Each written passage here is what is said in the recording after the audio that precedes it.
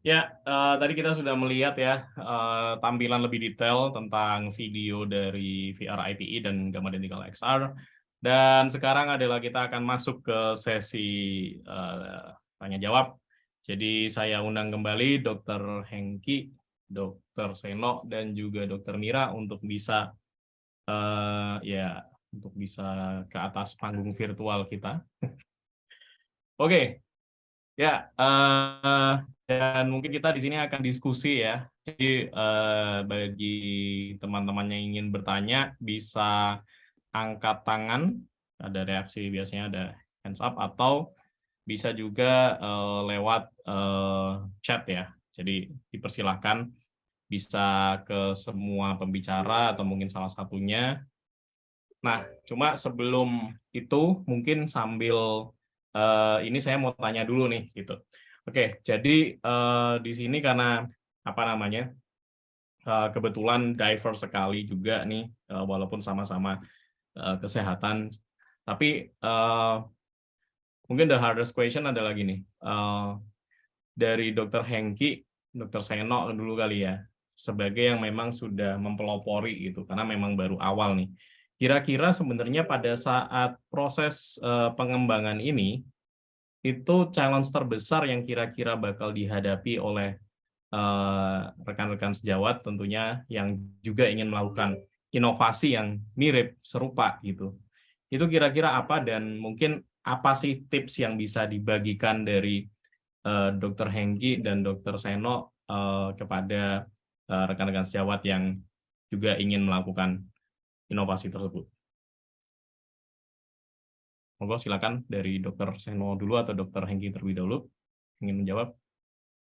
Ya, mungkin dari saya dulu, nggak apa-apa ya. Boleh, silakan Dr. Hengki. Ya, kalau dari kami ada mungkin dua kesulitan utama ya. Yang pertama dari sisi konten. Tadi kan kami bahas yang pertama konten, kemudian yang kedua adalah masalah aplikasinya gitu ya. Nah, kalau sisi konten karena kami ini mengkhususkan pada pendidikan interprofesi, mau nggak mau tantangan atau kesulitan yang muncul itu adalah menyatukan idenya ini ya. Karena kan dari kedokteran ini ada standar kompetensi yang harus dipenuhi, dari keperawatan juga ada sendiri, dari gizi kesehatan juga begitu gitu. Nah, kan semuanya punya kepentingan nih untuk mencapai kompetensi dari setiap-tiap mahasiswa di prodinya gitu. Nah, menyatukannya dalam satu kasus ini yang susah gitu. Nah, kami makanya mengundang narasumber-narasumber terlebih dahulu yang mereka memang pakar di keilmuannya. Kalau yang kemarin itu kan kasusnya preeklamsi, maka kami mengundang teman-teman dari Opskin untuk memberikan masukan. Untuk levelnya S1 ini sampai sebatas mana sih yang mau kita berikan gitu ya. Kemudian dari teman-teman keperawatan kan juga ada keperawatan emergensi. Tuh. Nah, itu batasannya untuk S1 itu sampai mana? Nah, ini tidak menutup kemungkinan besok kalau misalnya mau dikembangkan untuk yang spesialis atau subspesialis, tentu kompleksitas kasusnya ini akan berbeda.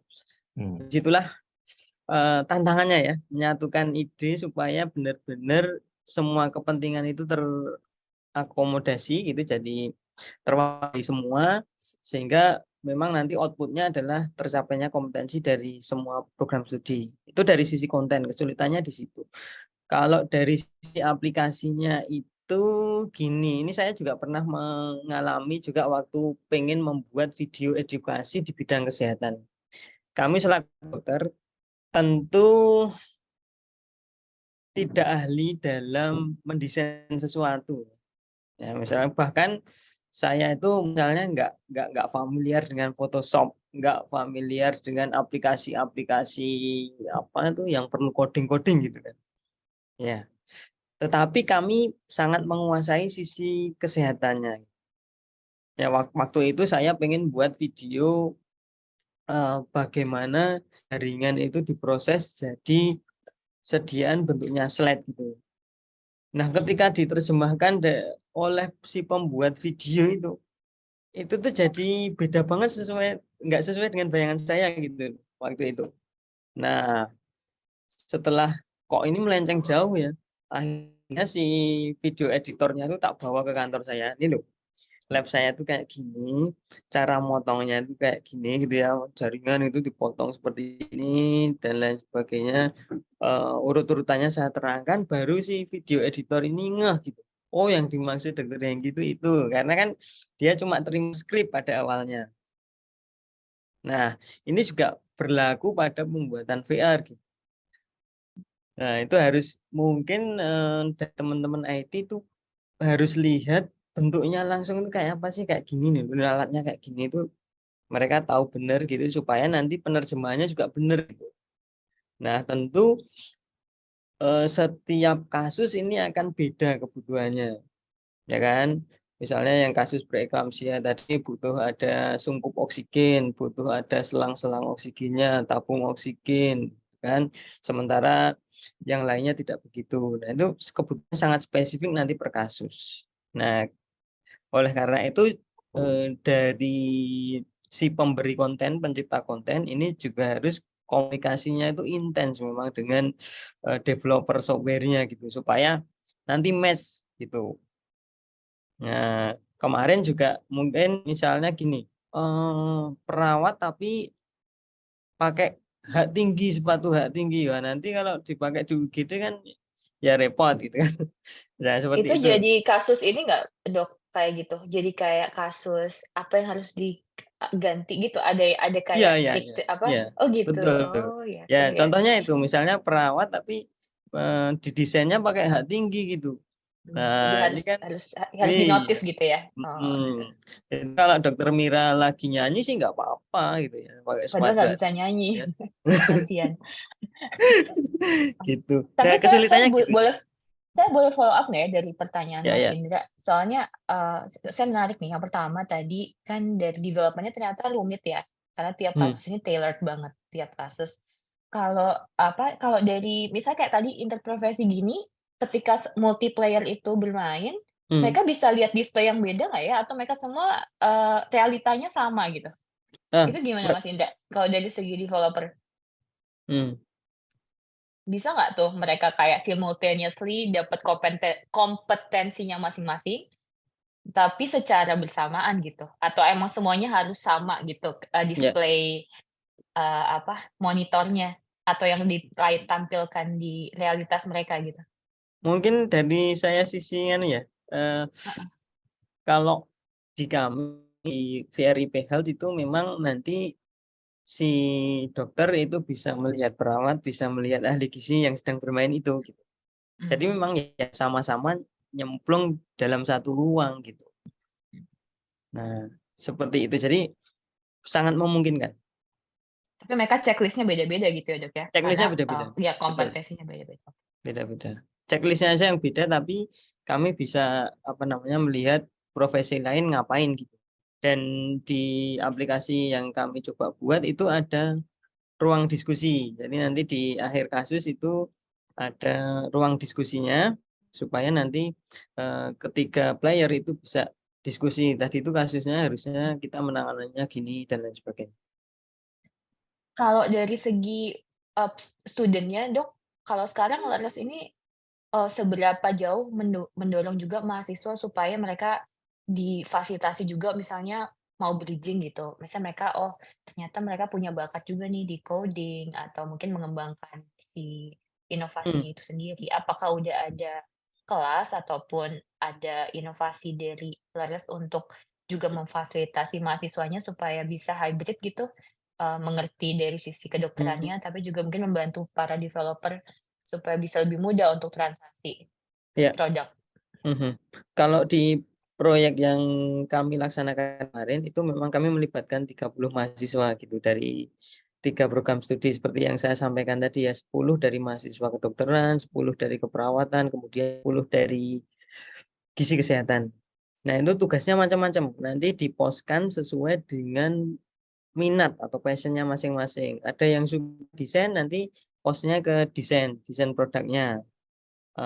Kemudian yang suka apa namanya coding-coding ya nanti bagian itu. Atau ada yang suka di bagian marketingnya. Kebetulan juga ada nih mahasiswa kedokteran yang dia ternyata passionnya itu di marketing ya, selain sebagai dokter gitu. Nah, gitu kita pos-poskan di masing-masing apa ya divisi gitu ya. Terus kemudian nanti mereka kita magangkan ke Arvana nih, Reakel ya, kita magangkan ke situ, nanti akan ada pembimbingnya. Nah, itu bisa kita masukkan ke dalam SKS. Jadi dikonversi ke SKS. Kalau sekarang ini ya, kampus Merdeka itu kan ada SKS untuk MBKM. Nah, itu kita masukkan ke situ gitu. Jadi ada manfaat juga buat mahasiswa yang memang tertarik. Kalau kami kemarin sistemnya oprek. Jadi ada enggak yang mau terlibat di proyek ini gitu. Yang daftar banyak banget. Jadi terpaksa kita seleksi gitu. Mungkin Wah, begitu ya. keren banget.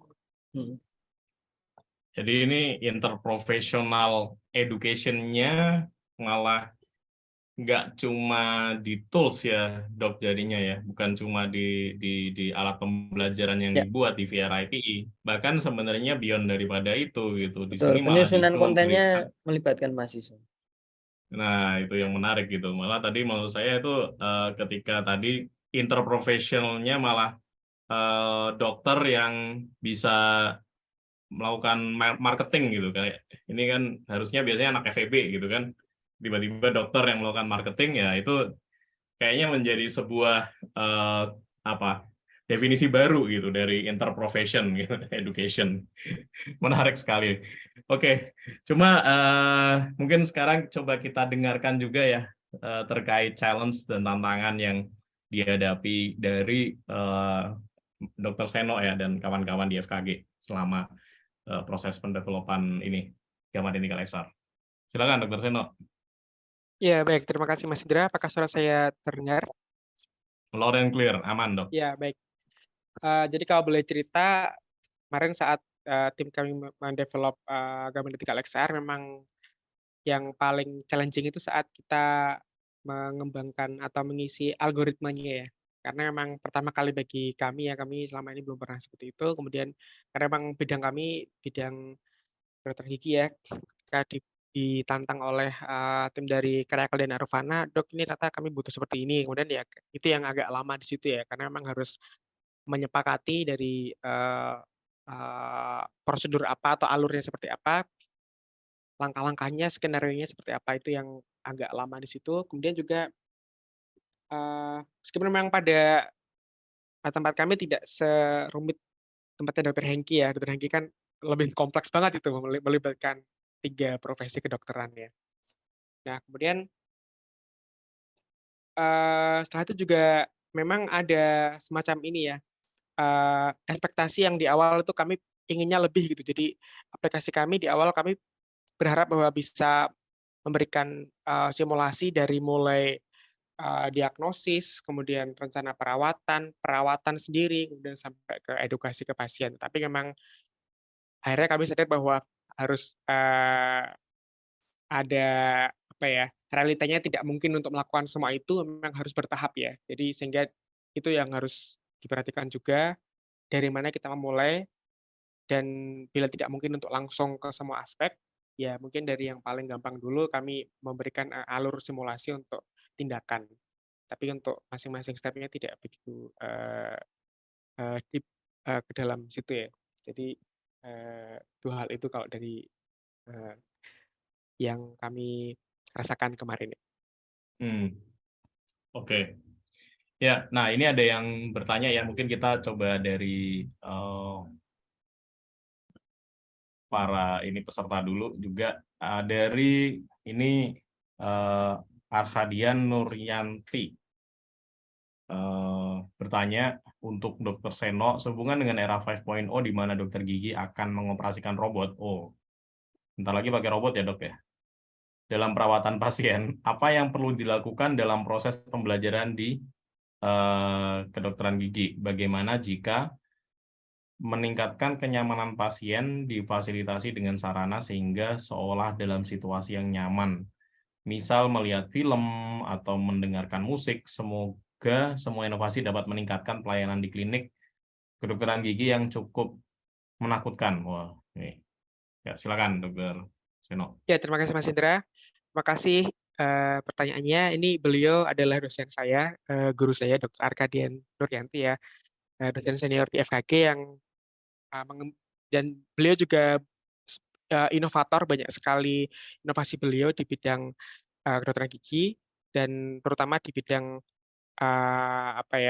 beliau pembimbing PKM yang banyak sekali membimbing mahasiswa juga mengembangkan model-model pembelajaran gigi pantom-pantom gitu ya.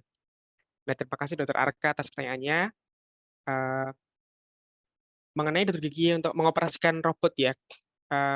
Kalau kemarin kebetulan juga ada kawan ya, beliau bedah plastik dari Unibrow sedang fellowship di Helsinki. Kemudian di rumah sakit di Helsinki ternyata memang operasinya sudah pakai robot ya, robotic arm gitu. Jadi dokternya mengoperasikan robotnya ini yang karena kalau pakai robot kan tidak ada tremor ya. Jadi kalau bedah-bedah plastik yang bedahnya kecil gitu, kalau robot benar-benar stabil gitu. Jadi dokternya yang memang mengoperasikan robotik armnya ini yang melakukan penjahitan kepada pasiennya. Tapi pilotnya tetap dokter bedahnya gitu.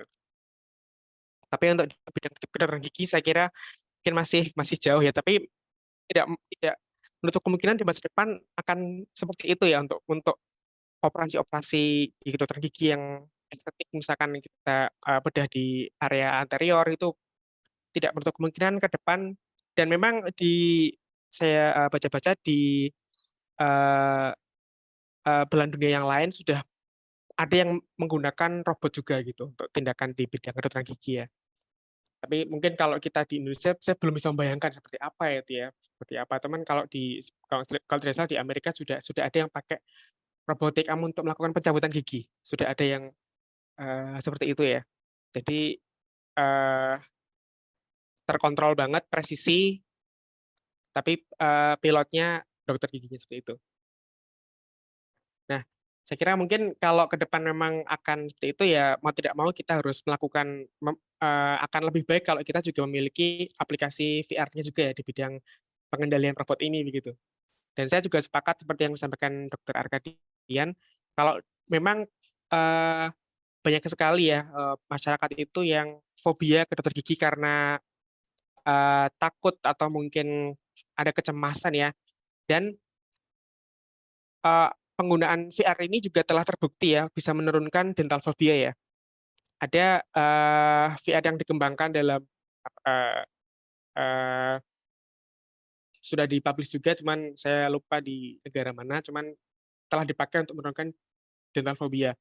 Kemudian salah satu dosen kami, Dr. Indra Baramanti, juga pernah mengembangkan VR secara sederhana, kacamata VR untuk mengurangi kecemasan pasien anak gitu. Jadi memang ini sangat betul sekali yang disampaikan Dr. Arka. Memang apabila kombinasi VR ini dipakai dalam lingkungan klinik, itu juga manfaatnya bagi pasien juga sangat besar ya, mengurangi kecemasan juga untuk meningkatkan komunikasi tindakan yang akan dokter berikan kepada pasien seperti yang tadi disinggung oleh Dokter Mira tadi ya, untuk komunikasi ke pasien, edukasi juga pakai VR juga sangat bagus sekali. Ya, demikian mungkin. Terima kasih Dokter Arka atas pertanyaannya. Saya kembalikan ke Mas Indra. Ya, wow. Jadi ini ya memang arahnya malah tadi ya mulai ada arah di mana ketika melakukan clinical itu ya proses clinical itu udah bukan lagi manusia tapi udah mulai menggunakan bantuan robot ya, Dr. Seno ya tadi ya. Iya, karena lebih stabil, lebih presisi, tidak ada tremor, ada errornya kan minimal ya. Errornya minimal ya. Tapi mungkin next question-nya adalah harga dan investasinya berapa gitu kan. Iya, betul sekali. Satu itu mungkin ya kalau menurut saya, dan yang kedua biasanya ketika ada item dengan investasi yang cukup mahal kan artinya harusnya juga operatornya juga mesti menguasai dan harus hati-hati ya. Jadi mungkin ada gap antara skill clinical yang saat ini dimiliki yang tanpa robot dengan nanti yang harus menggunakan robot gitu kan. Nah, saya menarik tadi statementnya, bisa jadi mungkin gap itu bisa dibantu dengan VR juga ya. Jadi latihannya di VR dulu, nanti begitu hands-on robotnya, baru setelah udah lulus nih katakan di VR-nya gitu ya dok, maksudnya dok. Iya betul Mas. Oh, Kayak pilot kan Menarik juga banget gitu ya. ya. Menarik Pilot banget. sebelum ini kan dia ada simulasinya dulu ya. Mau pilot drone juga ada seperti itu ya, ada aplikasi iya dulu betul. simulasi, simulatornya begitu, atau tes sim lah juga ada kan, ujian sim ada simulator dulu kan, dan habis itu lulus lancar, di realnya Baru. harapannya sudah lebih Oke. mendekati lah. Tapi Oke. menarik banget ya, Dokter Seno. Saya bayangin soalnya berarti kan itu jadi acquired skill ya. Kalau kita kan dari belajar tutoring sama piloting robot kan pasti acquired skill lagi ya, beda gitu, motoriknya, fine motornya beda. Jadi apalagi kalau sekarang kayaknya saya lihat laparoscopic surgery itu sekarang dokternya di pojok gitu jauh, terus robotnya yang main, terus pakai monitor sama ada circulation nurse gitu. Cuman butuh 1 nurse aja sekarang jadinya karena udah si robotnya udah sangat, ini gitu ya, presisi dan dia tahu apa yang harus, dilakukan dan minimizing bleeding juga. Keren banget sih. Tapi tadi beda banget ternyata skill-nya ini kayak next level lagi ya tadi dari skill step terus nanti mungkin ke depannya skill step-nya ada robotic skill step gitu ya, Dok? Iya barangkali di masa depan seperti itu ya. Wah, oke. Wah, menarik. Oke, ini ada pertanyaan lagi nih dari Ibu atau Mbak Citra ya. Saya Citra, izin bertanya untuk para attendees. Apakah ada perbedaan pada proses personal medifikasi atau pendekatan secara holistik pada pasien dengan adanya adopsi teknologi pada pengambilan keputusan terhadap metode pengobatan pasien? Ini perlu klarifikasi atau udah cukup paham mungkin dari para pembicara terkait pertanyaannya? Mungkin ini lebih ke diagnostik kali ya. Ketika diagnostik dengan adanya adopsi teknologi ini, apakah perlu proses personal modifikasi? Nah ini, atau mungkin sekalian aja nih, Bu Citra atau ini yang bertanya mungkin bisa langsung ini open mic untuk menjelaskan yang dimaksud dengan pertanyaannya.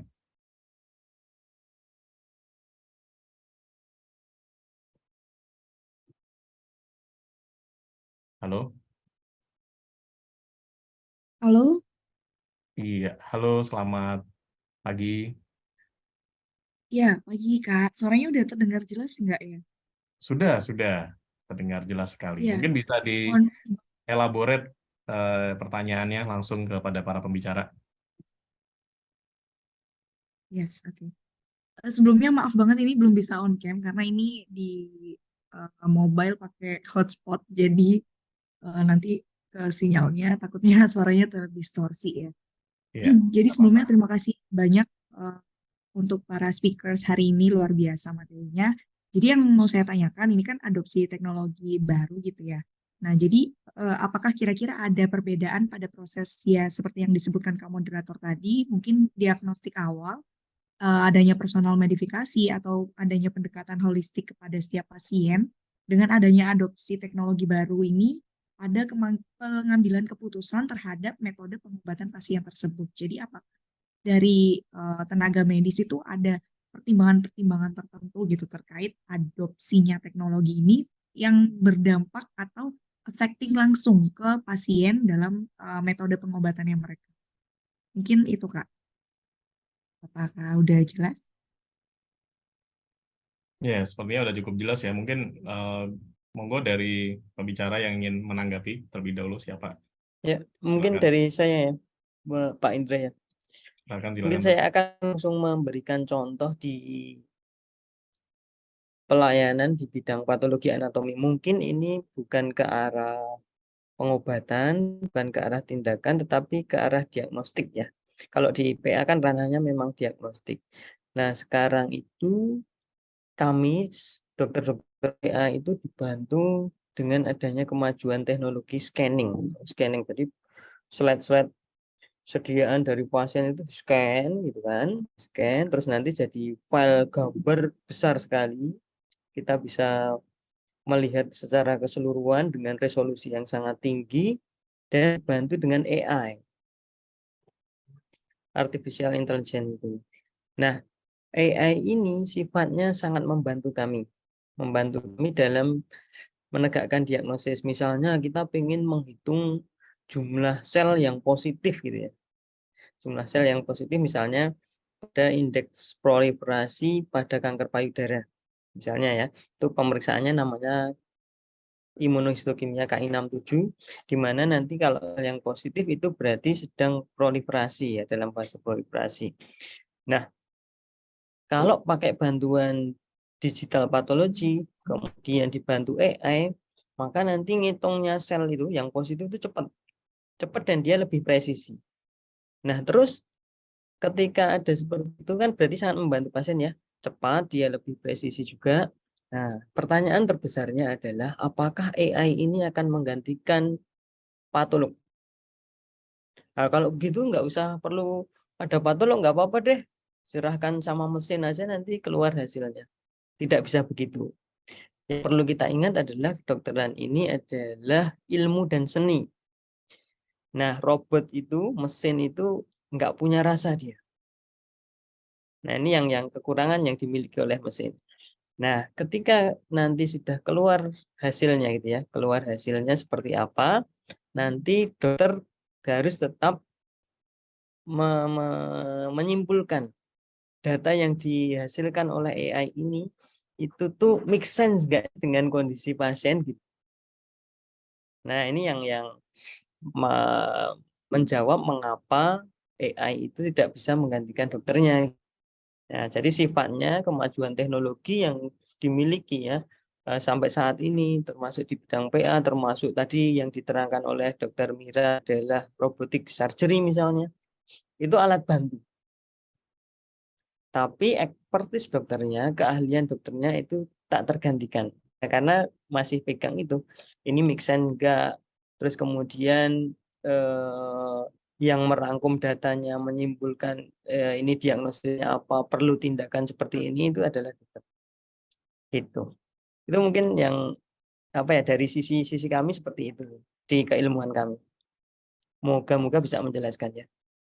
Kalau AI patologi gitu dok, itu memang fully kayak kita langsung upload di software lalu fully automated, atau kita harus manually buat threshold tuh? Nah, pertama untuk mengumpulkan data kita harus, kan AI itu akan semakin pintar ketika dia punya banyak data, ya kan? Jadi nanti pada fase awal kita akan kumpulkan data penghitungan dari para patolog nih secara manual. Oh, ini yang positif, ini yang negatif gitu, klik gitu ya oleh ahli gitu. Kemudian nanti kan dikirim ke AI-nya itu, kemudian diolah, dan nanti lama-lama dia akan makin valid, makin presisi gitu AI-nya. Nah, ketika sudah dianggap valid, kita bisa langsung nih masukkan slide, di-scan, kemudian dihitung oleh mesin gitu ya, nanti keluar hasilnya. Nah, itu kan sudah valid. Nah, tinggal nanti kita sebagai seorang patolog nanti tinggal oh ini make sense kok. Ini kanker maminya jenisnya triple negatif. Oh, ini harusnya proliferasinya tinggi. Oh, benar seperti yang gitu. Nah, itu yang kami berikan interpretasi ya. Kalau komen dari pernyataan Mbak Cita, menurut saya sih lebih ke justru virtual reality ini menambah holistic treatment dari pasien ya. Ya, betul. Karena kayaknya kadang-kadang bukannya kita merubah karena ada AI atau ada VR, tapi itu malah jadi tools buat kita membantu supaya perawatan itu lebih holistik. Karena kadang-kadang misalnya di kasus-kasus tertentu, misalnya pasien tidak nyaman karena lingkungannya menakutkan. Tadi misalnya kayak kerja kedokteran gigi, proses anamnesis atau proses treatment tidak berjalan lancar karena pasiennya ansietasnya tinggi sekali, Ya, ketakutan gitu betul betul. pasiennya. Ya ya ya. Tapi kayak Nah, sekarang misalnya pada proses persalinan misalnya, sekarang udah dikembangkan AI untuk labor. Jadi hmm, si ibu ini di suasana yang mungkin di pantai atau di suatu tempat yang buat dia nyaman. Jadi proses, proses melahirkan yang sangat stresnya tinggi ini jadi menyenangkan dan ibunya juga jadi lebih ya, rileks gitu untuk melakukan proses. Jadi betul betul. bisa dibilang malah itu menambah holisitas, itu bahasa Indonesia bukannya holisticality. Ya, betul betul. Holistik, holistik. Iya, dari Ya, menyeluruh maksudnya. menyeluruh gitu. Kalau menurut saya Ya. gitu sih, bukannya kita jadi merubah treatment-nya, tapi justru itu Enggak. membuat pasiennya jadi lebih nyaman dan merasa pelayanannya itu Betul. Ya. utuh gitu. Nah, kalau di sisi kami tadi jadi tambah cepat gitu. Betul. Dokter Ya, bisa efisiensi juga ya, bayangkan Dok ya. efisiensi, karena kalau kita ngitung manual cedik gitu kan lama. Dan ada human bias juga ya, Dok ya. Ada Saya juga bias. saya tiap hari kan juga ngerjain ini IF atau IST pakai Spectra juga bisa kayak full scanning. Nggak bisa kita ngitung manual karena pasti jadinya kayak, oh ini kayaknya iya deh positif. Padahal mungkin Padahal bias, enggak. human bias ya, Dok. Kalau ini kan udah lebih kayak, Ya, wah memang ada threshold-nya ini 1 atau 0 gitu kan. Jadi mestinya bisa terus di-training. Terus makin sore itu yang lihatnya makin terlihat ngeri, makin Betul. ganas nih, karena secara Betul psikologis betul. makin emosi dan lelah. Iya ya. Dan ada interpersonal bias juga ya, Dok, kayak misalnya mungkin saya ngitung atau teman saya ngitung beda gitu kan. Beda. Iya. Oke. Dari Dokter Seno mungkin ada perspektif terkait Ya, saya kira dari ini sepakat ya. dentistry. Ya, memang dengan adanya teknologi ini justru memberikan perspektif yang lebih lengkap, bahkan bisa memprediksi outcome-nya begitu. Sehingga kalau komunikasi dengan pasien, kalau di bidang kami, bakal lebih bagus ya, karena misalkan ini ada pasien perawat gigi ya, orto, nanti bisa disampaikan nih, nanti hasil akhirnya seperti ini kira-kira. Jadi dalam desain perawatan, outcome file-nya itu pasien udah bisa lihat duluan nih kira-kira. Oh, nanti seperti ini ya, sehingga motivasi pasien juga lebih baik dalam menjalani perawatan yang akan kita berikan gitu, karena pasien sudah ada gambaran nih outcome-nya seperti apa dengan perawatan yang kita berikan, sehingga lebih ketaatan pasien dalam menjalani perawatan otomatis akan meningkat juga. Di samping juga mengurangi kecemasan ya. Dan Saya lihat untuk progresnya keren banget ya, Dok. citra Itu ya, Dok. scanning juga juga sangat membantu ya. Misalkan kita melakukan perawatan implan gigi, ada citra 3 dimensi, CBCT dan sebagainya, bisa memprediksi anatomical landmark dalam pasien, sehingga kita bisa memprediksi kesulitan-kesulitan perawatannya juga bisa diprediksi situ ya. Untuk akarnya mau dicabut, mau operasi akarnya ini ternyata ada anomali nih. Nah, kalau ketahuan di awal kan dengan adanya teknologi bisa memberikan kita mitigasi yang lebih holistik lagi ya. Nah, nanti harus seperti ini nih modifikasinya ini karena anatominya beda dengan yang normal misalkan. Saya juga baru tahu tuh, Dok, baru-baru ini kayak ngobrol sama teman-teman dari kedokteran gigi di sini. Saya kan juga dulu pernah pakai braces ya, Dok, pernah pakai behel. Terus dulu kan cuma diliatin pakai skema gigi yang di kertas gitu ya, Dok, kayak, oh nanti ini digeser ke sini gitu-gitu. Tapi sekarang ternyata setelah difoto full 3D scanning, pasiennya itu bisa lihat, oh nanti saya mau geser giginya berapa derajat gitu-gitu. Terus si pasien sendiri bisa melihat proses itu berubah computerized gitu, dan udah dihitung sama komputernya juga ya, Dok. Jadi, benar-benar imersif gitu, pasiennya juga bisa ngelihat, oh ternyata nanti gigi saya tuh habis perawatan 2 tahun akan kayak begini bentuknya Berubah gitu. kemana, ya, Iya, geser-geser gitu. Luar biasa ya. keren banget sih. Wow. Buat student juga enak ya, Dok, untuk belajar karena jadi lebih terbayang untuk diskusi klinis gitu ya, Dok ya? Benar sekali, Dokter.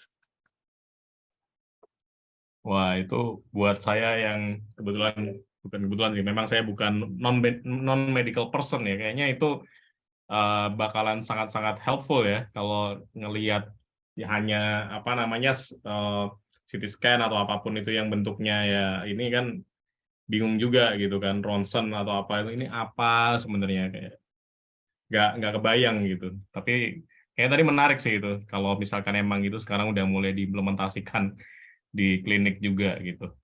Oke, ini dari ini Bu Citra ya atau Dr. Citra ya. Ini thanks to science and technology jadinya. Oke. Itu poinnya. Jadi memang kadang-kadang kita teknologi ini ya apa namanya serasa menakutkan ya, apalagi sekarang dengan perkembangan mungkin di jalur yang lain ini perkembangan AI gitu ya, kita semua kenal dengan yang namanya ChatGPT yang kok udah mulai kelihatan humanis gitu. Ya, di satu sisi kadang-kadang mengerikan, tapi juga sebenarnya kenapa kita juga berdiskusi saat ini dan kenapa kita menjadi kadang-kadang takut itu karena belum tahu gitu kan.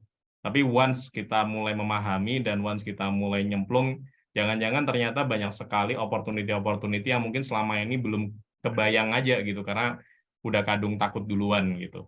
Oke, makasih pendapatnya dari Dr. Hengki dan Dr. Seno. Cuma kalau dari Dr. Mira sendiri gimana?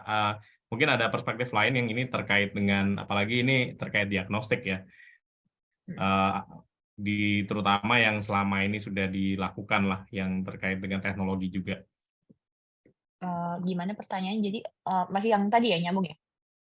Masih yang tadi sih, mungkin ada perspektif lain nggak? Kalau nggak mungkin kita bisa next ke ini pertanyaan Kayaknya udah selanjutnya. lumayan tercakup ya dari tadi dari diagnostik yang benar-benar tadi automated scanning, terus dari melihat tadi ya udah sempat saya bahas juga simulasi untuk prosedur yang resikonya tinggi sehingga dokternya juga lebih pede ketika melakukan tindakan. Jadi benar-benar bermanfaat tidak cuma dari segi provider yaitu si dokternya tapi juga pasiennya jadi lebih aman dan juga tentunya mungkin kita jadi bisa memperlihatkan si gambaran misalnya tumor atau misalnya ada kelainan tertentu secara lebih visual dan lebih mudah dipahami. Karena tadi kan saya lihat ya 3D rendering-nya tuh bisa di-breakdown loh, ternyata bisa benar-benar dilihat, oh teksturnya, terus juga bisa dipindah-pindah. Nanti kalau udah mixed reality mungkin bisa dipindah-pindahin juga sama si apanya ya, sama si dokternya. Jadi keren banget sih kalau misalnya nanti akhirnya kita udah di level itu gitu. Tapi benar sih poinnya Mas Indra, ketika kita nggak kenal dan tidak mengekspos diri, konsep ini jadi agak menakutkan karena tadi ada rasa, oh jangan-jangan nanti ini jadi threat atau jadi hal yang menakutkan untuk para pemegang profesi gitu, apakah kita tergantikan. Tapi sebenarnya enggak, justru kita yang harusnya on top of it kan, kita harusnya sebagai ikut menjadi user, dan tidak cuma user tapi juga berpikir gimana caranya untuk tetap berinovasi, apalagi tadi di era 5.0 itu gitu ya.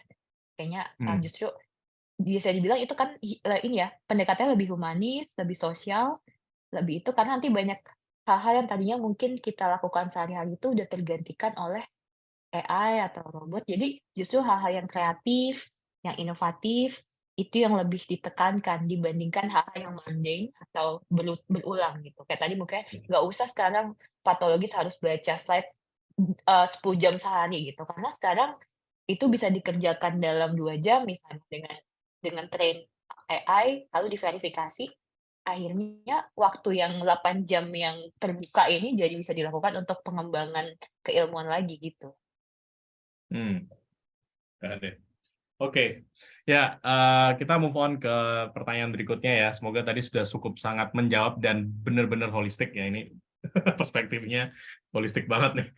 Dan next question dari mungkin ini dari Ibu Stevi Giovanni dari RSUP Dr. Sitanala. Wah ini terima kasih sudah bisa ikutan diskusi.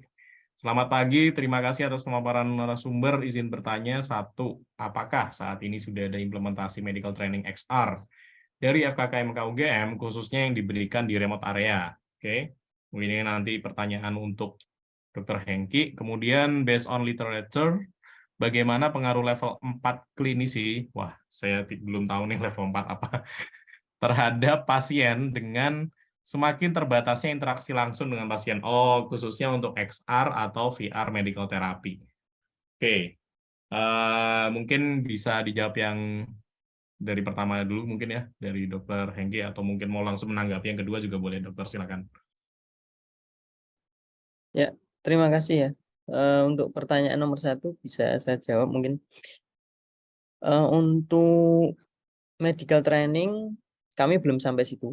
Jadi yang kami kembangkan saat ini masih terbatas sebagai media pembelajaran, tetapi cita-cita kedepannya mau ada ke situ. Tadi sudah saya sampaikan di awal, bahkan hal seperti ini kan sebenarnya bisa digunakan untuk training ya, training bidan, training perawat, training tenaga kesehatan apapun. Nanti tinggal kita masukkan kasus apa yang mau ditrainingkan gitu ya. Nah, kemudian untuk remote area ini sebenarnya teman-teman kami di keperawatan itu sudah mengembangkan Smart Pacific. Smart Pacific meskipun itu media pembelajaran, tetapi mereka berkomitmen besok kalau memang ini sudah dijual gitu ya, maka di daerah remote area itu akan diberikan gratis gitu. Jadi yang mampu bayar, yang remote area yang secara resort lebih tidak mampu diberikan gratis. Itu komitmen dari teman-teman di Smart Pacific ya. Itu pengembang VR juga tetapi untuk keperawatan. Nah, didoakan saja semoga nanti kita bisa terus mengembangkan supaya nanti bisa menjangkau juga ke remote area. Cuma yang perlu kita perhatikan memang nanti infrastruktur internetnya harus bagus nih yang di remote area ya.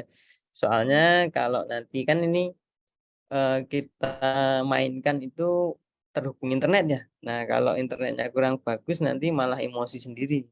Nggak jadi belajar malah emosi nanti.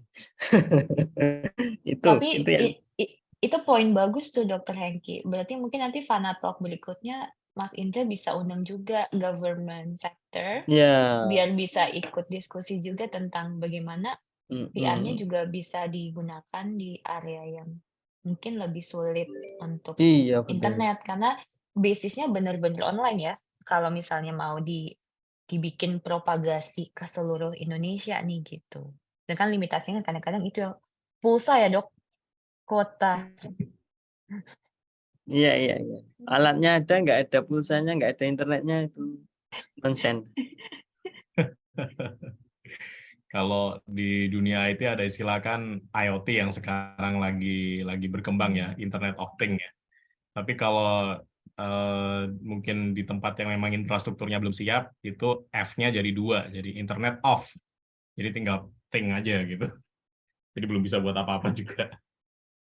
But anyway, mungkin sedikit ini juga sih, sedikit perspektif juga. Jadi yang menarik dari XR ya, apalagi kalau kita ngomongin VR gitu ya, sebenarnya ada beberapa tipe gitu. Jadi mungkin kalau yang levelnya yang dibuat oleh Dr.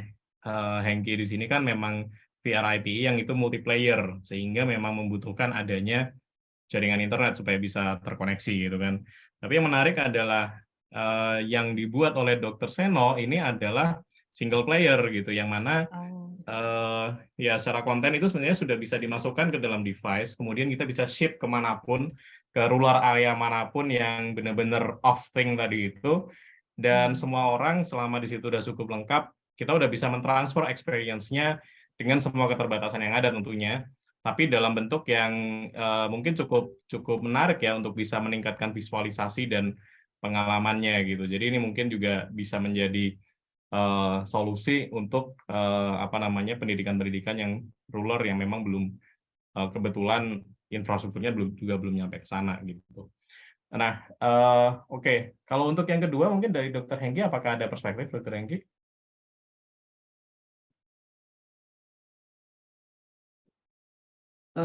Kalau untuk empati klinisnya ya, saya kira itu tetap tidak berkurang kok, karena VR kemudian teknologi informasi yang lain itu buat kami itu adalah bantu. Nah, tetapi kan kalau nanti meriksa pasien, ya kan, kita itu kan masih akan berhadapan waktu anamnesis ya, waktu tanya-tanya gitu kan. Terus kemudian waktu memeriksa fisik itu kan masih bersentuhan langsung. Dan di situ ada empati yang selalu kita bawa gitu. Nah, nanti untuk ya VR dan lain sebagainya itu memang hanya sifatnya membantu supaya lebih akurat, misalnya lebih presisi, lebih nyaman buat pasien, gitu ya, dan hasilnya juga bisa lebih cepat, gitu. Semuanya senang lah pokoknya, gitu. Everyone happy together ya dok ya. Oke, kalau dari Dokter Seno gimana nih Dokter Seno? Mungkin lebih ke yang nomor 2 ya, terkait itu tadi apa namanya klinisi dengan adanya alat bantu VR ini kan mungkin Iya, ada keterbatasan interaksi langsung. Nah itu kayak gimana tuh, Dok? sebetulnya kami belum menguji secara langsung dan belum membandingkan ya dengan Communal XR jika dibandingkan dengan peserta didik yang tidak menggunakan aplikasi. Kemudian kami uji OC-nya, kami belum pernah melakukan. Tapi saya kira kalau tadi merujuk ke materinya Dr. Mira, bahwa tadi di slide-nya Dr. Mira sudah ada publikasi dari peneliti yang membandingkan saat post-C ya, dengan yang udah dapat training VR sama yang konvensional, ternyata hasilnya tidak berbeda, bahkan sedikit lebih tinggi ya, meskipun secara tidak bermakna. Artinya sama dan bahkan lebih bagus begitu, meskipun sedikit lebih bagus ya untuk skornya ya. Mungkin nanti Dr. Mira nih yang bisa menjawab secara detail untuk pertanyaan nomor 2. Monggo Dokter Mira, gimana nih perspektif dari yang pertanyaan nomor 2? Tadi saya baca sekilas, saya lihatnya bagaimana level empati karena terbatas interaksi. Jadi saya ngeliatnya jadi 2 lapis nih pertanyaannya. Jadi pertama, tadi saya bicara soal melatih empati dengan VR, karena kan nggak mungkin latihannya ke pasien terus-menerus berkali-kali gitu kan. Jadi bisa diulang-ulang. Jadi mungkin malah tadinya ngomongnya kayak gini, "Oh kayaknya delivery-nya kurang enak nih." Bisa dimodifikasi. Jadi meningkatkan komunikasi communication ability in a student kayaknya malah bisa tercapai dengan baik dengan bantuan VR karena kita jadi punya partner atau latihan untuk ngobrol. Tapi yang kedua tadi ini malah lebih ke digital telehealth ya, maksudnya gitu ya pertanyaannya Dok, dari mungkin Dokter Stefi, berarti kayak apakah karena ketemunya virtual, level empati jadi menurun gitu kan, karena kurang engage misalnya kayak bedanya rapat langsung sama kalau rapatnya di Zoom gitu kan kadang-kadang sambil ngelihat kucing atau kayak gitu ya, maksudnya kayak jadi fokusnya kurang gitu. Ini saya sempat baca sih artikelnya, kayak kalau dibilang kuantitatifnya kayaknya belum banyak ya, lebih banyaknya kayak deskriptif or opinion atau kayak semacam atau kajian atau pembahasan. Tapi yang dilihat tuh kayaknya lebih ke sekarang ternyata soft skill ini berkembang juga jadi e-professionalism. Jadi sebenarnya etis-etis dan skills komunikasi secara digital di dunia digital ini juga harus dibentuk lagi gitu. Karena selama ini kan mungkin kita tuh melihat orang dari gestur, dari bagaimana berinteraksi, dan mungkin challenge-nya di kita sebagai provider sebagai orang memberikan pelayanan adalah ada digital fatigue kan, karena mungkin kelamaan lihat layar, jadi kesannya kurang engage sama pasien atau kita jadi kayak terlihat kurang apa ya, respectful atau kurang bersemangat ketika berinteraksi gitu. Jadi mungkin nanti ke depannya mungkin skill set-nya jadi lebih kayak e-professionalism juga. Jadi gimana telehealth ini juga dikaji lagi, oh gimana sih supaya pasien juga merasa kualitas pelayanan ini nggak berkurang walaupun bentuknya layar. Tapi virtual reality sendiri di mana environment-nya 100% atau augmented reality gimana environment 100% ini virtual, mungkin akan malah jadi lebih imersif ya ke pasien saya bayanginnya, karena ngerasanya, oh dokternya di depan saya, walaupun secara fisik sebenarnya di tempat yang berbeda. Jadi ini kayak 2 mata koin sih, dari segi kitanya juga harus mulai aware bahwa, oh iya ya kalau telehealth berarti ada skill baru nih yang harus dicegah, harus di-cover dan untuk mencegah tadi digital fatigue dan perasaan pasien yang merasa, "Oh, saya kurang terasa empatinya dari layar," gitu. Jadi mungkin nanti skill-skill professionalism ini bisa lebih dikaji lagi mungkin di dunia kedokteran. Mungkin nanti Dokter Hengki yang publish tentang literaturnya kayak gimana sih supaya dokter-dokter di masa depan yang makin virtual ini empatinya tetap 5 star gitu ya, nggak cuman ketika bertemu langsung sama pasien. Tapi mudah-mudahan virtual reality bisa membantu itu sih, karena harusnya experience-nya ini lebih imersif ya. Jadi kayak pasiennya ngerasa dia memang sedang berada di ruang dokternya misalnya. Gitu. Ya. Oke, wow, menarik sekali ya. Jadi memang mungkin tadi saya recap. Jadi ada yang pertama justru bagaimana virtual reality ini bisa digunakan justru untuk meningkatkan level empati, karena sebelum bertemu dengan pasien asli atau bahkan kalau setahu saya ada kayak biasanya pasien simulasi gitu ya. Malah kita mungkin bisa kayak secara repetitif berulang kali latihan untuk gimana sih sebenarnya berempati, gimana caranya kita bisa menangkap sinyal-sinyal yang mungkin tidak disampaikan tapi ada di situ gitu, mata sayu kayak atau apa gitu kan, fatigue atau apa gitu. Jadi kita bisa memposisikan diri dengan lebih tepat gitu ketika menghadapi pasien gitu kan. Mungkin menurut saya yang pertama tadi ya poinnya itu. Kemudian yang kedua justru adalah yang menarik ini adalah perspektif di mana memang tidak bisa dipungkiri XR, bahkan sebelum XR ya, sebelum kita ngomongin katakan XR extended reality, kita ngomongin dunia virtual gitu ya. Saat ini aja kita sedang di dunia yang digital aja ini kan, yang berbasiskan Zoom. Itu etika cara main dan metode cara delivery, cara berkomunikasi semuanya itu berbeda gitu kan. Dengan kalau kita bisa bertemu langsung gitu. Tidak bisa dipungkiri ketemu langsung ya engagement-nya mungkin bisa yang paling maksimum lah gitu. Tapi ada kala dan ada kondisi di mana mau nggak mau kita harus menggunakan apa namanya ini media digital dan juga media virtual gitu, yang masing-masing punya etika profesionalisme yang berbeda-beda. Jadi tadi instead of kita mungkin menghindari media-media tersebut, malah justru kita mempelajari etika yang harusnya dimiliki ya untuk bisa tetap profesional, delivers, tapi ya everyone happy lah tadi kalau katanya Dokter Hengki. Ya ini menarik karena itu mungkin bisa menjadi satu kajian tersendiri ya gitu di dunia, di masing-masing sektor industri gitu ya, etika yang berbeda-beda lah gitu. Oke. Saya rasa apply di semua sektor ya, Mas Indah ya. Kita semua kayak ngalamin problem yang sama ya tentang perpindahan ke ya. Betul. Dan yang menarik adalah mungkin ya menarik walaupun saya finger cross terus ya, tapi kayaknya nggak ada yang bisa menjawab apakah pandemi COVID-19 ini bakalan ada lagi atau enggak gitu, dan kapan. Dan ketika hal itu terjadi, opsinya apa gitu kan. Kalau kemarin kan bisa dikatakan semua kaget gitu. Semua kaget dan ya udahlah seadanya opsi gitu. Dan harusnya mungkin kalau sekarang dalam kondisi yang kita sudah menghadapi yang ternyata pandemi itu ada. Kalau saya dulu nganggep pandemi itu hanya ada di term force majeure gitu kan. Ini tidak Di buku ini sejarah gitu. sejarah gitu kan. Oh, ternyata ada. And we never know gitu. Ya amit-amit sih, cuma kayak ya, it can happen ya, anytime gitu, dan harusnya kalau terjadi lagi ya kita udah lebih ready lah gitu dengan semua opsi yang ada.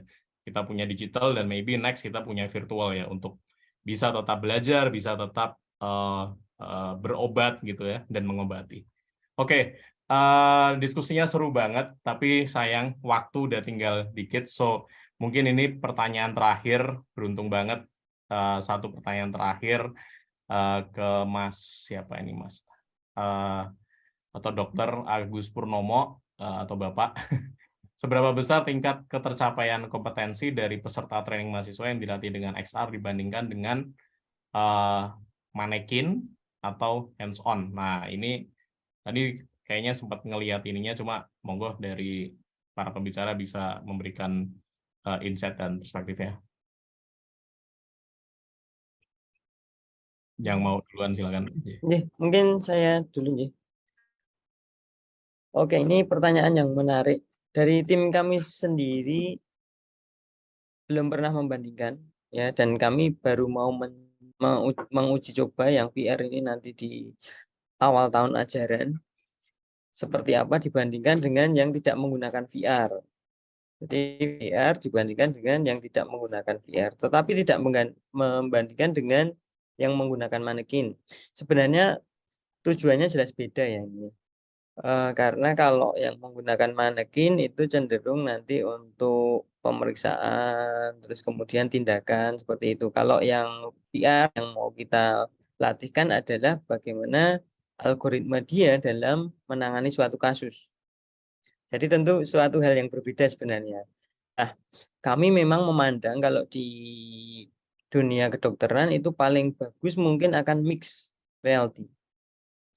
Karena dari yang sekedar pengetahuannya saja, algoritmenya mereka sudah bisa, tapi yang mereka rasakan kurang kalau dari virtual reality saja, itu feel megangnya yang enggak ada. Makanya memang butuh mix. Tadi seperti yang saya sampaikan untuk pengembangan ke depan mungkin kami akan mengembangkan mix gitu. Karena di kedokteran itu selain melakukan anamnesis ya, menggali riwayat pertanyaan gitu ya, kemudian pemeriksaan fisik, kami juga melakukan tindakan. Saya kira di kedokteran gigi juga seperti itu. Oleh karena itu yang paling pas kami rasa nanti akan mix gitu ya. Jadi mungkin kalau membandingkan antara VR dengan yang menggunakan manekin itu jadi nggak apple to apple gitu karena tujuannya mungkin beda gitu ya. Deh, begitu yang bisa saya sampaikan Pak Indra.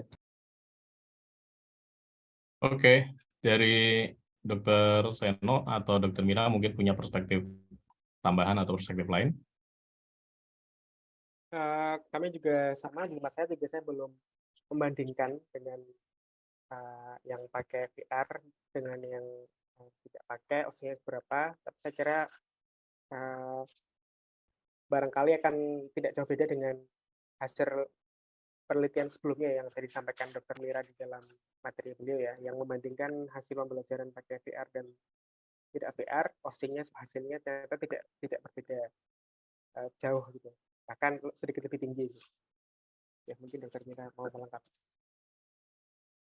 Mungkin karena kalau keunggulannya kalau VR itu kadang-kadang kan kalau manekin kan ada umurnya ya, kadang-kadang jadi tidak sama lagi.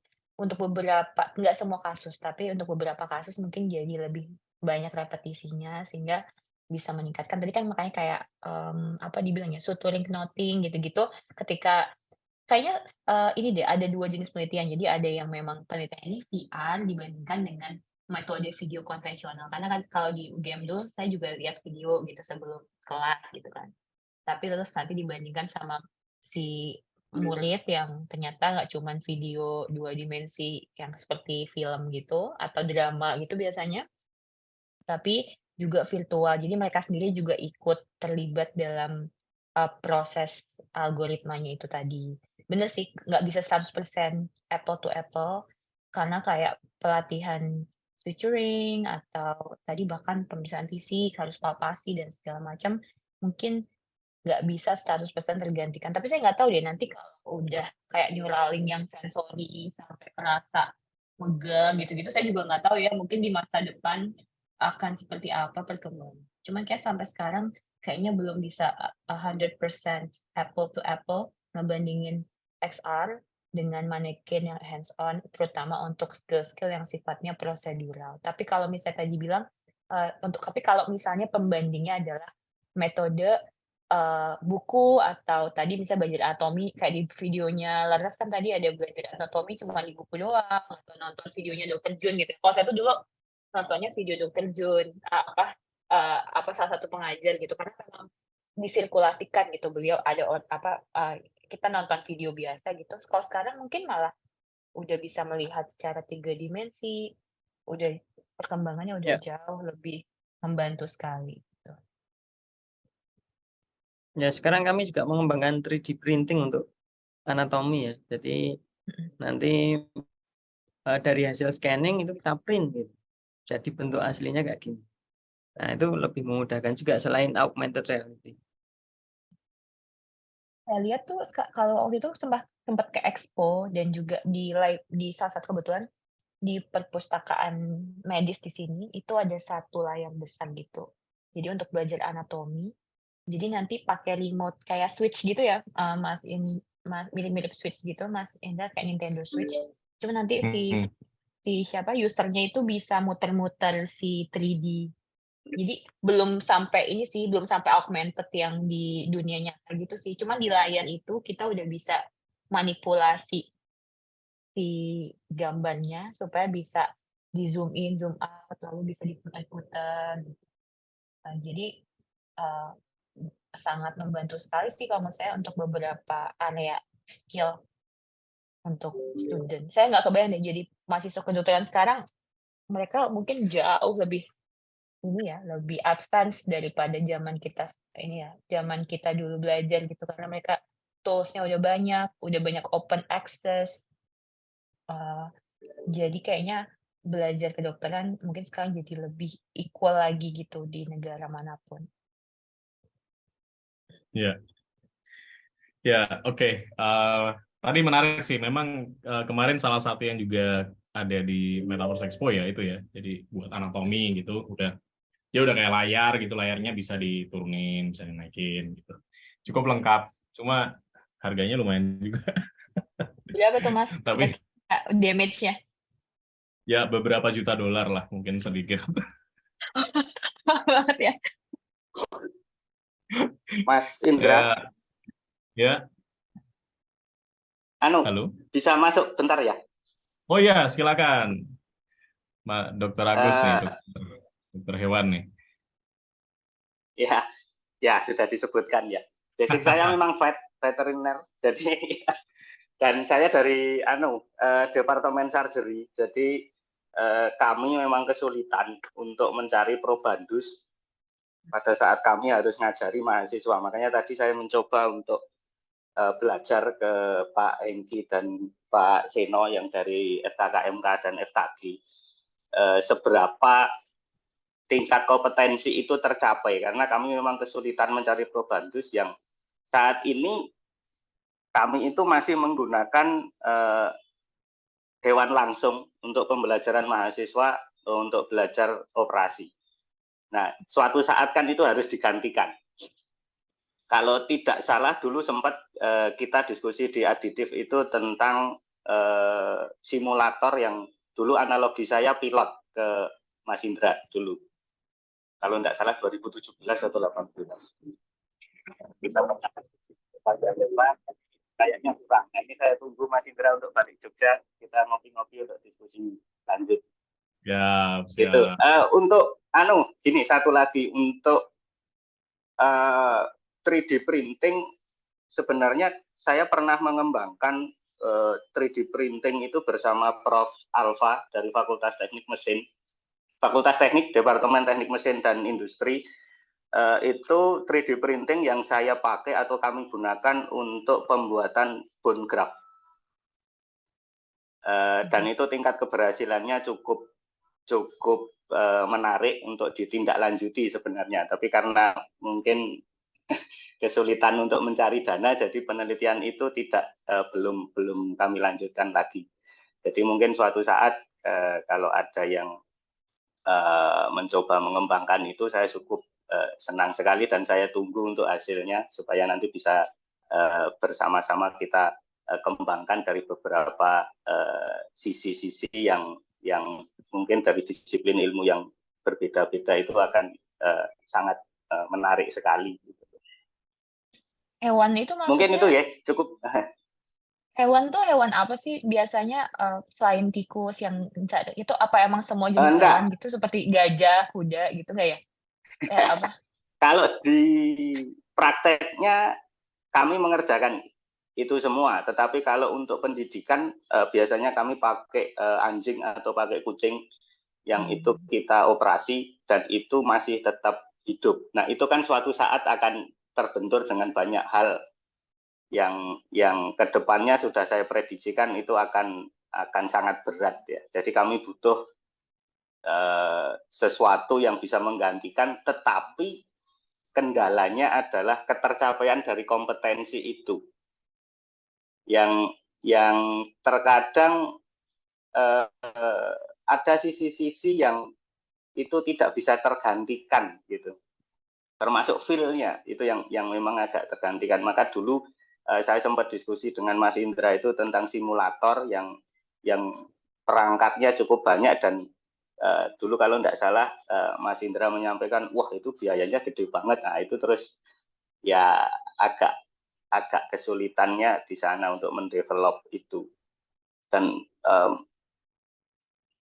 keterbatasannya cukup banyak kalau kami menggunakan hewan terus, walaupun masih dalam batas-batas ada komisi etik juga yang mengawasi di sana, jadi tidak semena-mena juga untuk penggunaannya, dan terbatas sesuai dengan jenjang kemampuan dari mahasiswa. Kalau di kami surgery itu kan sudah di tingkat akhir ya, jadi materi itu diberikan pada mahasiswa tingkat akhir dan mahasiswa koas, kemudian mereka juga dapat beberapa dari pasien yang dapat itu, walaupun terbatas tapi ya mau gimana lagi, karena kompetensi harus dicapai dengan segala keterbatasannya itu. Makanya kami sangat tertarik dengan ini bisa menggantikan itu, mungkin 5 tahun lagi itu bisa didevelop dengan yang lebih cost yang lebih murah itu, jadi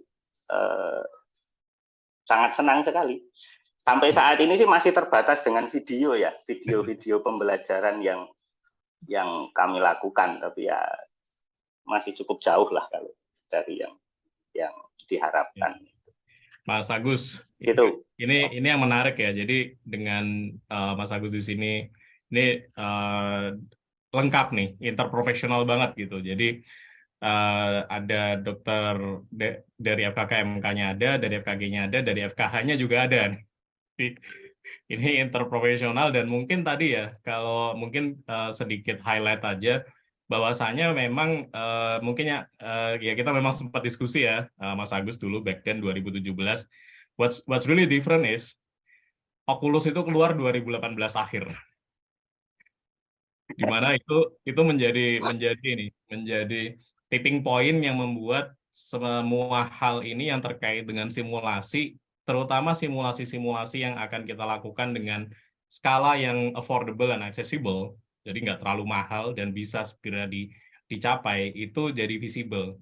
Jadi saya masih ingat sih 2017 itu kenapa mahal, karena benar-benar alat VR itu waktu itu wow, udah nggak make sense gitu untuk pengadaannya gitu. Tapi sekarang Ya, kita sudah, nah ingat kan? Nah sekarang eranya udah berbeda ya. Dan ya mungkin satu ini mungkin adalah terkait penggunaan kata-kata menggantikan. Mungkin itu yang mungkin juga sambil kita juga sama-sama diskusi dan sama-sama kita sampaikan, kita pelajari, kata yang mungkin lebih tepat itu bukan menggantikan, Mas Agus, tapi melengkapi gitu. Sama seperti latihan pilot, sama seperti basic ya medical clinic training, itu memang tidak mungkin ya namanya latihan langsung koas, handle pasien, bedside teaching, itu tergantikan dengan simulasi-simulasi apapun, mau sekeren apapun itu ya human touch, human engagement itu menjadi satu hal yang sangat penting gitu kan. Tapi bagaimana kita bisa mengisi gap? Nah, sebelum itu gitu. Jadi nanti harapannya sih justru next mungkin di Fanatalk kedua, ketiga, atau kapan nanti Dr. Agus ini juga bisa memberikan perspektif untuk penerapan XR training di sisi ini ya, kedokteran hewan ya gitu, yang mungkin use case-nya juga nggak tahu nanti kalau dilihat global research-nya seperti apa nih petanya gitu. Harusnya sih masih cukup novelty juga gitu. Jadi ya mungkin gitu ya Mas Agus, nanti segera sampai di Jogja kita agendakan kapan bisa ngopi-ngopi bareng dan diskusi lebih detail nih bagaimana kolaborasinya. Satu lagi. Oh ya, silakan. Maaf Mas Indra, satu lagi. Pak Hengki. Tentang laparoskopi memang betul dari teman-teman FKKMK mengembangkan box tersebut, dan kami cukup sering bekerja sama dengan teman-teman FKKMK, terutama untuk yang residen bedah dan juga untuk urologi, karena begitu teman-teman sudah selesai dengan simulator, ternyata sebelum masuk ke manusia, ternyata teman-teman FKKMK juga membutuhkan hewan dulu untuk mencoba. Beberapa hampir setiap tahun kami melakukan itu di departemen kami dengan Pak Imam dan kawan-kawan. Tahun ini kalau tidak salah mungkin bulan Agustus itu juga ada laparoskopi menggunakan babi ya kalau tidak salah. Tapi sepakat dengan apa yang disampaikan Mas Indra dan teman-teman semua, Bapak Ibu pembicara sepakat, dan saya cukup senang bisa ikut di sini. Kemarin dapat info itu, wah, saya cukup senang sekali, dan ke depan mungkin semoga semakin cerah lah ini ke depan dan semakin dipermudah, semakin cerah. Jadi perkembangan teknologi bisa mendukung ke semuanya itu. Terima kasih Mas Indra. Terima kasih Mas Agus. Ya, nah dengan berakhirnya tadi ya diskusi ini, pertanyaan malah sekalian langsung jadi diskusi antar profesi tadi. Kita sudah sampai di pengunjung acara, jadi saya selaku moderator tentunya mengucapkan terima kasih sebesar-besarnya kepada Dr. Hengki, Dr. Seno, Dr. Mira yang sudah meluangkan waktunya. Dr. Hengki sambil ujian ya dok ya, mohon maaf sekali. Ya, Dr. Seno subuh-subuh, bahkan sebelum subuh tadi persiapan dari jam 3. Dan Dr. Mira ini udah tengah malam, udah waktunya tidur setelah seharian, aduh praktek segala macem. Ya, ini masih bisa menyempatkan waktu bareng-bareng kita semua untuk bisa berdiskusi, sharing materi yang insight-nya luar biasa, yang mana ini adalah langsung dari pelaku medis gitu, yang benar-benar menghadapi klinik. Beliau semua adalah klinisi yang juga sedang praktek, tapi di sisi lain juga menghadapi mengajari gitu ya, akademisi juga ya. Jadi selain menghadapi kliniknya juga mentransfer ilmunya gitu ya. Jadi dari saya mengucapkan terima kasih banyak Dr. Hengki, Dr. Sena, Dr. Mira. Semoga menjadi amal kebaikan. Saya hanya baru bisa mendoakan karena ya kita semua di sini mengumpulkan amal kebajikan yang semoga juga bisa menjadi legacy dan memberikan tentunya kontribusi terhadap perkembangan keilmuan dan juga pelayanan kesehatan di Indonesia. Dari saya, untuk semua kesalahan yang ada dan kekurangan yang ada, saya memohon maaf. Mungkin sekian dari saya kembalikan kepada Mbak MC, Mbak Yaya, waktu dan tempat saya kembalikan. Terima kasih. Wassalamualaikum warahmatullahi wabarakatuh. Waalaikumsalam warahmatullahi wabarakatuh. Ya, terima kasih kepada Pak Indra selaku moderator yang telah memandu dengan baik ya acara webinar, khususnya sesi presentasi dan juga sesi tanya jawab. Dan tentunya terima kasih banyak juga kepada Dr. Hengki, Dr. Seno, juga Dr. Mira atas waktunya dan kesempatannya yang telah membagikan banyak insight ya buat kita semua terkait tadi bagaimana potensi XR atau extended reality ini dalam pelatihan interprofesional, kemudian dalam pelatihan praklinik kedokteran gigi, juga tadi ada dalam medical training dan terapi. Nah, tentunya ini akan menjadi pencerahan ya bagi kita semua terhadap banyaknya potensi-potensi yang bisa kita manfaatkan loh untuk pelatihan medis dan pelatihan klinis ini. Nah, sebelumnya kita akan melanjutkan ke sesi fun quiz, namun saya meminta kesediaannya untuk para pembicara dan para peserta kita juga ya untuk bisa on cam karena kita akan melakukan foto bersama dulu nih sebelumnya, berhubung masih on cam juga para pembicaranya. Oke, sudah ada sebagian yang on cam ya? Ya mungkin yang lain bisa yang memang bisa on cam, bisa sambil dibuka kameranya. Oke. Oke. Baik, ini saya juga meminta tolong ya kepada host kita untuk bisa screen capture dengan aba-aba yang akan saya mulai ya. Oke, siap semuanya? Oke, 1, 2, 3. Oke, untuk slide berikutnya ya. Ada 4 view. 1, 2, 3. Untuk slide berikutnya, silakan. 1, 2, 3. Baik, terakhir ya. Ini ada 4 slide terakhir. Silakan 1, 2, 3. Baik, terima kasih kepada peserta yang sudah on cam. Terima kasih juga kepada para pembicara. Sekali lagi terima kasih. Nah, saya juga menghimbau untuk teman-teman jangan langsung meninggalkan ruang meeting ya, karena kita akan mengadakan sesi fun quiz nih. Jadi kita akan menguji pengetahuan terkait apa yang sudah kita dapatkan sebelumnya melalui materi ini. Nah, untuk linknya teman-teman bisa klik di sebentar, kita tunggu sampai ada linknya ya. Ya, boleh dicek di kolom chat Zoom. Untuk linknya bisa langsung diklik atau bisa dengan join myquiz.com, kemudian memasukkan kode 678899. Iya. Ya, sebelum kita mulai, mungkin kita pemanasan dulu kali ya, boleh untuk dikirimkan reaction-nya. Dari tadi kita udah mendengarkan, boleh kali dikirim reaction ya di Zoom-nya, teman-teman, di fitur Zoom. Oke. Ya, ini bisa langsung diklik untuk Quizizz-nya. Kita join via Quizizz. Oke, sudah ada 1 peserta ya yang masuk. Ada Bu Melisa, Mbak Melisa. Ya, kita masih menunggu.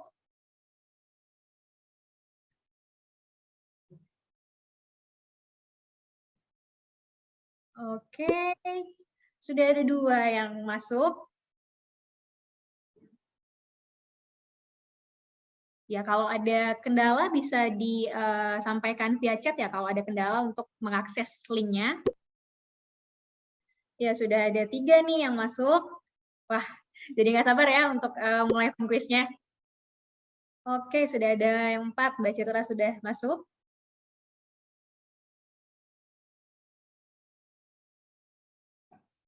Yang lainnya masih kita tunggu ya untuk ikut serta dalam fun quiz kita. Nah, tentunya seperti yang sudah dijelaskan, kalau fun quiz-nya ini akan memberikan reward ya bagi pemenang yang beruntung, pemenang teratas tentunya, yang nanti mendapatkan reward bisa sebelum mengakhiri nanti bisa di screenshot dulu ya, screenshot bukti bahwa telah berhasil, telah menjadi pemenang dalam sesi fun quiz ini. Nah, nantinya bisa menghubungi panitia kami, bisa menghubungi via WhatsApp ya, grup WhatsApp yang sudah dibentuk sebelumnya, atau bisa dengan mengirimkan nama dan nomor telepon ke kolom chat yang ada di Zoom. Begitu.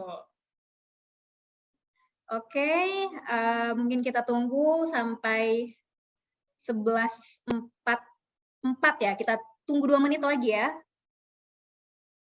Ini sudah mulai, yang lain juga sudah mulai masuk, sudah 6 orang. Oke. Ya, boleh mungkin dikirim lagi reaksinya yang teman-teman yang lain terkait acara Fanato kita ini. Sembari itu saya juga ingin menyampaikan, jangan lupa untuk teman-teman mengisi link form feedback yang akan dibagikan via chat Zoom. Nah, bisa untuk diklik dulu, nanti lanjut diisinya setelah acara ini selesai ya. Mungkin teman-teman panitia bisa di-share link form feedback-nya. Nanti sebelum mengakhiri Zoom bisa diklik dulu form feedback-nya, kemudian bisa diisi. Oke, semenit lagi ya, kita tunggu semenit lagi. Bagi teman-teman yang masih ada kendala dalam mengakses link Quizizz, bisa disampaikan.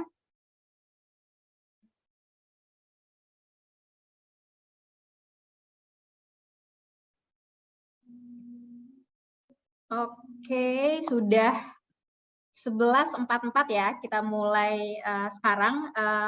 Mungkin hostnya setelah saya bilang 1, 2, 3.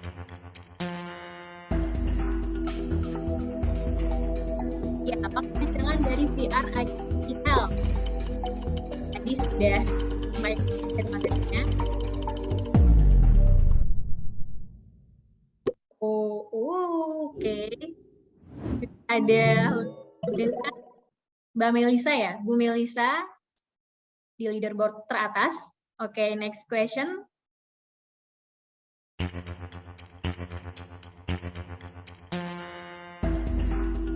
Sebutkan 2 kasus yang dikembangkan pada VR IPL. Nah, ini banyaknya yang benar sepertinya. Oke. Nah, kita lanjut. Next question. Oke, masih dengan Bu Melisa ya, yang ada di urutan teratas.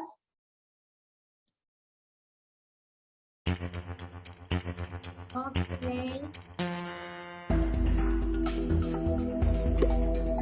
Selanjutnya, profesi apa saja yang dikonsentrasi dalam aplikasi RIP ini?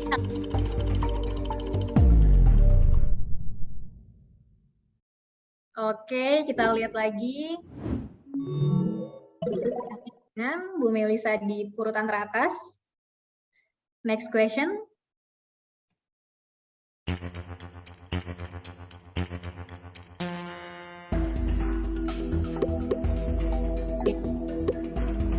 Adalah kepanjangan dari standard sertifikat atau salah? Next question.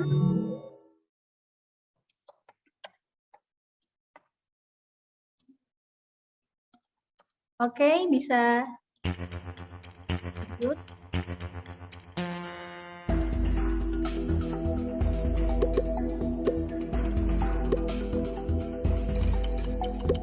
Konsep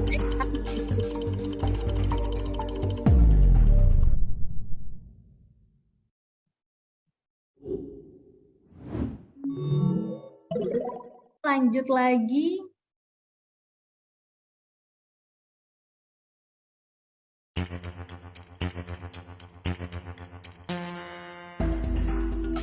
Mana di bawah yang merupakan manfaat.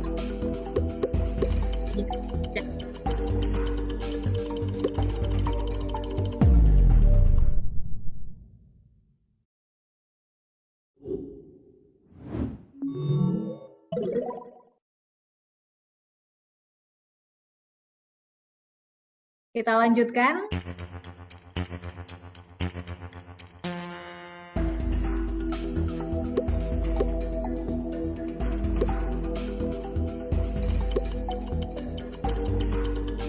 Ya, intergen adalah salah satu jenis yang bisa diaplikasikan ke pasien. Next. Nah, di sini sudah berganti ya leaderboard-nya untuk urutan teratas.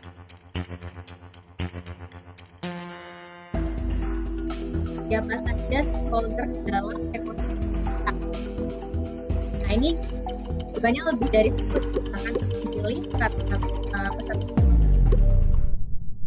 Oke, kita lanjutkan. Ya, masih di Bu Steph ya untuk urutan teratasnya. Wah, bersaing ketat ya.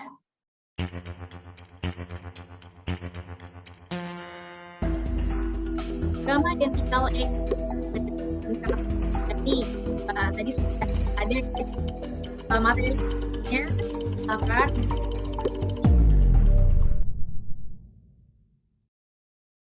di sini. Wah, ada sedikit pergerakan ya di urutan ketiga dan keempat. Selanjutnya pertanyaan terakhir ya ini.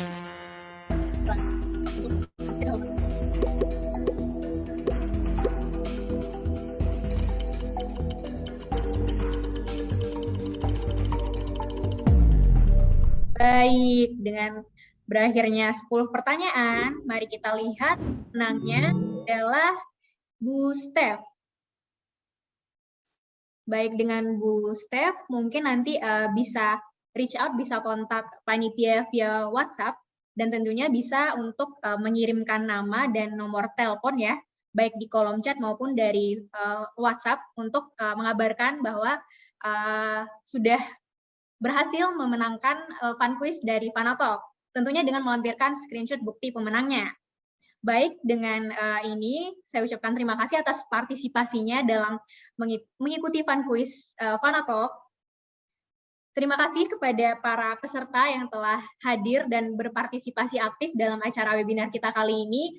Tadi sudah banyak sekali ya diskusi yang kita lakukan, banyak pertanyaan juga, dan tentunya teman-teman tetap bisa untuk ngepoin, tetap bisa untuk menanyakan apapun itu, dan tapi tunggu tanggal mainnya di next Fanatalk selanjutnya. Nah, untuk sertifikat silahkan tetap menunggu ya, nanti akan dikirimkan via email ke email masing-masing. Kemudian jika teman-teman ingin mengetahui atau ingin ngepoin lagi nih terkait dengan VR, AR itu seperti apa, silahkan untuk datang, kami membuka pintu lebar-lebar, silahkan untuk datang ke kantor Arufana di Patangpuluhan ya. Nah, nantinya bisa mengontak nomor Arufana, nomor WA Arufana, kemudian mengabari, begitu. Baik, terima kasih banyak saya ucapkan sekali lagi kepada para pembicara, kepada para moderator, dan kepada para peserta. Dengan ini kami ingin mengakhiri acara webinar Fanatalk Unleashing the Potential of Extended Reality Innovation in Clinical Training. Terima kasih atas partisipasinya dan sampai jumpa pada kesempatan berikutnya. Saya Krisayani, pamit undur diri. Selamat siang, Assalamualaikum warahmatullahi wabarakatuh. Waalaikumsalam warahmatullahi wabarakatuh. Terima kasih.